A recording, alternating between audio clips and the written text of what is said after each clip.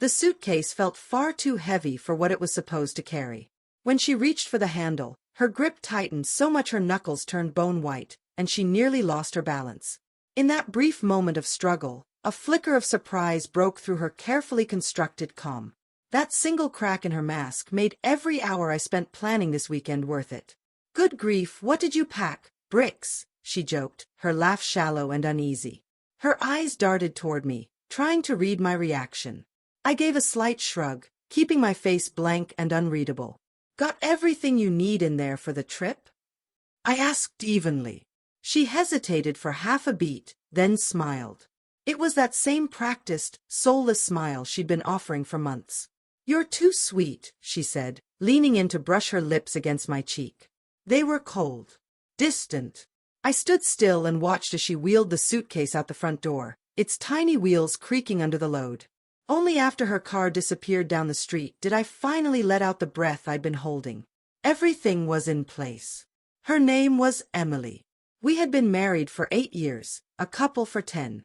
For most of that time, I would have described us as steady, maybe not passionate but solid. We had routines, inside jokes, long-term plans. Or at least, that's what I thought. That illusion shattered 3 months ago. She'd left her phone on the kitchen counter while she was in the shower. I wasn't snooping, it just lit up. My eyes instinctively scanned the screen. "Can't wait to see you this weekend. I miss you so much, Derek."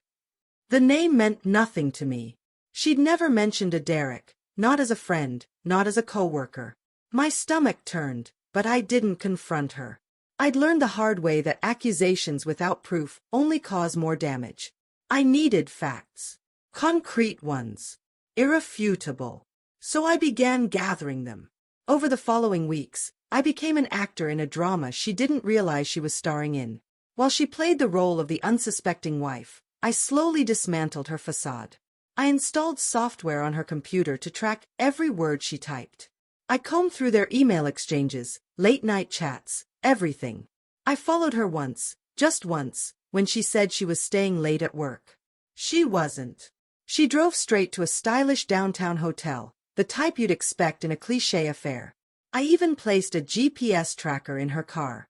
Every lie, every whisper of "I love you" as she headed out the door cut deeper than the last. Still, I kept quiet. I let her believe she was clever, let her feel safe. She had no idea she was dangling from strings I was ready to snap. When she brought up a girls' weekend away, I almost laughed out loud. Her lies were getting lazy, her friends were all busy, her itinerary vague, and her clothes far too elegant for any girl's trip. There was also the faint scent of a man's cologne on her blouse. It wasn't mine. "You deserve a break," I told her, my voice coated in false warmth. "I've got some house projects to keep me busy." She beamed, called me the best. The audacity. While she packed her heels and finest dresses, I packed something else entirely: documents, printed emails, screenshots, photos, receipts, proof strong enough to end lives and reputations. Derek lived across town in a high-rise apartment. I'd been there more times than I could count, watching. He was every bit the stereotype: mid to late 30s, expensive watch, cocky grin. A big-shot exec who clearly never spared a thought for the husband of the woman he was sleeping with. Her car was already parked out front, haphazardly, like she couldn't get inside fast enough. I waited an hour, long enough for them to get comfortable, then walked up and knocked, just like I'd rehearsed. The door opened. Derek appeared, smile fading the moment he saw me. "Can I help you?" he asked, cautious. "I believe you can," I said, stepping forward. He hesitated, likely thinking about slamming the door. I didn't give him the chance. I shoved past with my shoulder. "Hey, you can't just," he began. "Quiet, Derek," I snapped. "We need to talk." Emily appeared in the hallway, robe clutched to her chest, face pale. "James? What are you doing here?" she stammered. I didn't even look at her. My eyes stayed locked on him. "You know who I am, don't you?" I asked. He swallowed. "I think you should leave." I gave a humorless laugh. "Oh, I will. But first, we're going to have a little conversation." I opened my bag and dumped its contents onto the coffee table. Photos, emails, receipts, spilling out like the wreckage of a demolished life. Derek's gaze darted between the pages, Emily, and me. "You thought you could get away with this," I said, voice rising. "That you were smarter than everyone else." "James, please," Emily whispered, trembling. "Can we talk about this privately?" "Privately?" I turned on her, fury bubbling over. "Was it private when you were in his bed?" She flinched. Tears welled in her eyes. I felt nothing. "You don't get to cry, Emily," I said coldly. "You made your choice. Now you deal with it." Derek looked like he wanted to melt into the floor. "How's it feel, Derek?" I asked. "Knowing it's all over now?" He fumbled for words. I didn't mean." "Don't," I cut him off.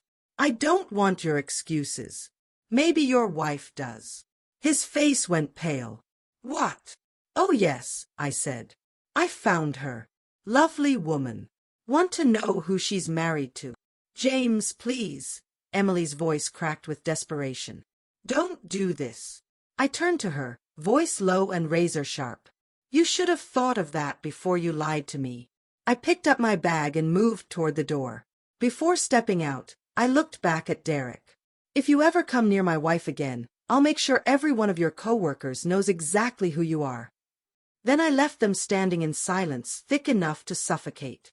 The fallout came quickly and hit hard.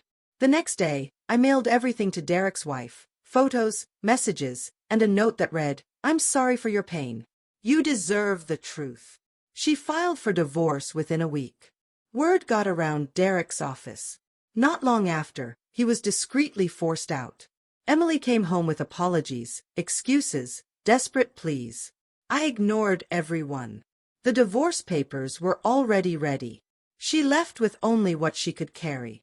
It wasn't easy, none of it was. But as I stood alone in the now quiet house, the weight of betrayal finally gone, I understood something.